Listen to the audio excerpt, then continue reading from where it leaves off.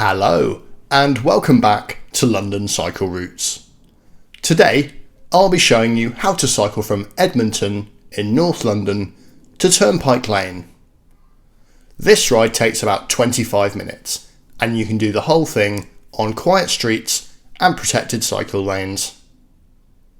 By public transport, the same journey takes between half an hour and 45 minutes, so cycling is a great option to save time on this trip. If you find this video useful or you just enjoy watching it, then please don't forget to subscribe to the channel, as I try to post new videos just like it every week. I'd also like to say a huge thank you to everybody who supports the channel on Patreon. If you'd like to contribute too, then you can find a link in the description below the video. Alright, let's get going. So we're starting outside Edmonton Green bus station and we're going to use these protected cycle lanes to go around the roundabout outside the shopping centre. These lanes are part of the Cycleway 1 route, which stretches from the M25 in the north down to Tottenham in the south.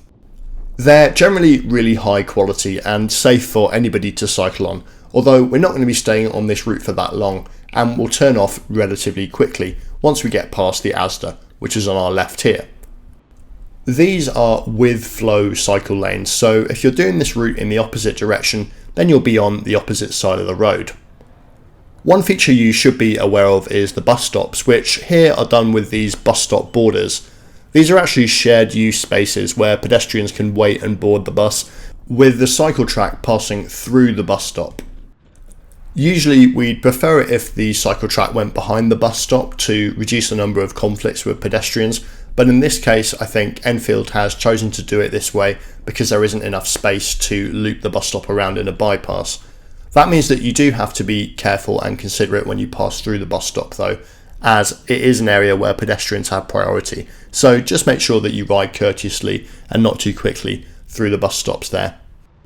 Another thing to be aware of on cycle lanes like this is the side roads. Our cycle lane does have priorities over side roads like this, but motorists might not always recognise that, so just be cautious and make sure that there isn't a car poking its head out too soon.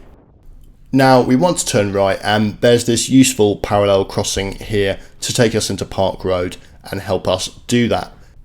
Apart from these parked cars, Park Road is generally pretty chill, and that's because of this camera enforced closure under the railway bridge, which prevents vehicles from using it as a through route. As a result, it provides a handy link for us to get into Pym's Park, which we're going to access using another cycle crossing. Pym's Park is 24 hours, so you don't need to worry about opening times here. And it does have street lighting, so even if you're doing this route, say after work in the winter, you should be fine. Do remember that the path going through the park is shared with pedestrians. That means that you should give them priority and not ride too quickly or too close to them. It can get a little bit tight in points, just like here. You can follow the arrows painted on the floor to show you which exit from the park you should be using, by the way. Pym's Park is named after Pym's house, which was first built on the site in 1327, and variations of the house stood on that land until it burned down by fire in 1940. It was occupied by various notable figures, including William Cecil, who was a chief advisor to Elizabeth I, Robert Cecil, who was the discoverer of the gunpowder plot, and Henry Tyler, one of the founders of the Science Museum.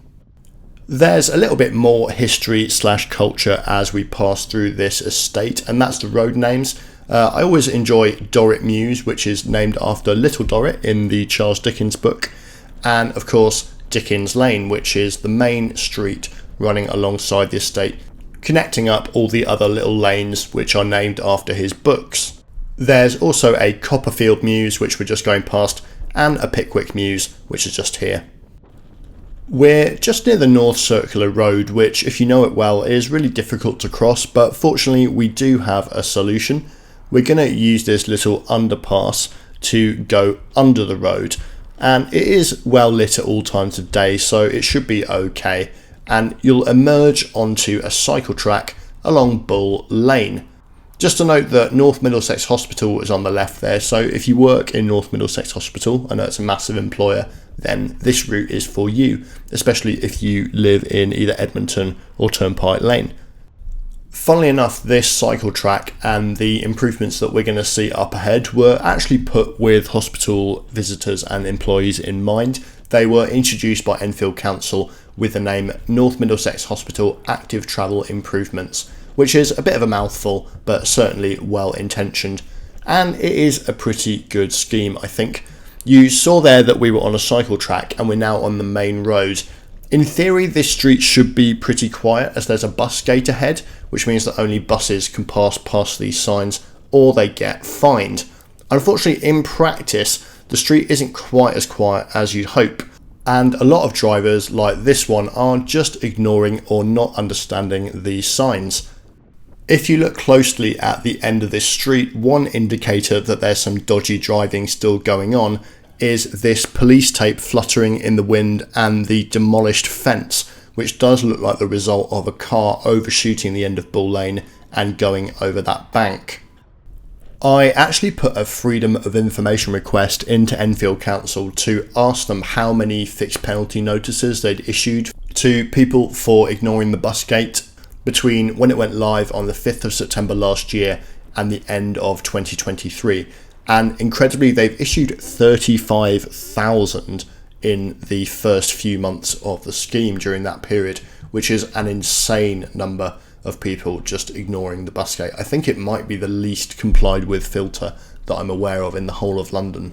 To be fair, those numbers were on a downward trend, so hopefully people are starting to get the message, and by the time you come through here, maybe that street will be a lot quieter and more people will be respecting the closure. It's also good news for the council's budget, as if everyone pays up on time, they get a total of £2.8 million just for the violations from the first few months. And that cash actually has to be spent on transport projects. It's ring-fenced. Enfield does actually have quite a few schemes in the pipeline, so I do wonder if it's helping them fund those. But anyway, we're now following a signed cycle route called Cycle Superhighway 1. This is kind of a continuation of Cycleway 1, except it's mostly on back streets. Church Lane, which we're on here, is mostly okay, although there is the odd speeding driver using it as a cut through. At the end of this street, we'll have to cross Lordship Lane, which is a fairly busy road. There isn't a proper crossing, but there is this reasonably decent protected island, which lets you go over one lane and then you can wait and cross the second lane if there's a gap. It's not ideal, but it does help and it makes it significantly more comfortable.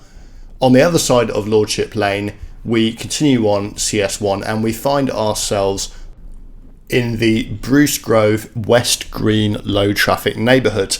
This was put in by Haringey Council a couple of years ago now, and it's pretty good and it's really improved the riding quality around here. Although we did just pass a spell of a few cars, that was basically just dumb luck. Generally, as you'll see for the rest of the route, this is a really quiet place to cycle, thanks to strategic filters like this one, which are generally complied with by drivers. It certainly got a lot better than when it was first put in, and it was really non-compliant, and there were lots of cars running through here still, but people have got the message, and generally you'll find that these streets are perfectly adequate for cycling from really anyone of any ability. We've actually left Cycle Superhighway 1 now, and we're following actually an old London Cycle Network route, which is not particularly well signposted. You have to follow the little blue signs and the cycle symbols on the floor, which will show you where to go. If you need a little bit of extra help, then you can download the digital map of the route, which is linked to in the description below the video, and that will give you a GPX file which you can use on whatever app or device you fancy. It's of standard GPX format, so it should just work on whatever you want, or you can use it in the Komoot app, which is the website that I've uploaded the map to. It's probably most helpful for this part of the route, as it is quite easy to get lost around here, I think. as you are kind of weaving your way around various different back streets. And if you don't know the area too well, they can often look the same. This LTN is currently in on a trial basis, and Haringey Council hasn't yet decided whether or not to make it permanent. I suspect that they probably will, as despite initial disruption and initial opposition, it's kind of melted away over the sort of 1.5 to 2 years that it's been in as a trial. I imagine that they will make the decision after the UK general election in July 2024, as they can't make major decisions like that during the pre-election period when campaigning is regulated. That's actually been a bit of an issue in London in 2024, because we had a pre-election period for the mayoral election in May, and we've obviously had another pre-election period for the general election in quick succession after that. So aside from a few projects which were rushed out really quickly in between those two, we've actually had a long period where councils haven't been able to announce things or make any decisions. And I'm actually expecting a big flood of stuff to come out after the election later in the summer or in the autumn, with councils releasing and announcing loads of stuff, like loads of consultations or decisions that they've made during that period but haven't been able to announce due to the regulated election period. So if you're excited by cycle infrastructure, that kind of stuff, then this is definitely going to be an exciting time, I think, the second half of 2024. Now, if you've watched this video regularly, you'll know I often go up to Wood Green using this route, but I would have turned off right there. This time, I'm actually turning off through Langham Place. We went straight on at the end of Downhills Park Road, and we're going to follow through here, and this is going to put us near Turnpike Lane station. These streets are also part of the Bruce Grove Westlit Green low traffic neighbourhood, and as you can see, they're a dream to ride on. There's very little in the way of traffic. They're also reasonably wide despite parked cars on both sides, which is quite nice, as often one of the downsides of residential streets like this is a lack of space.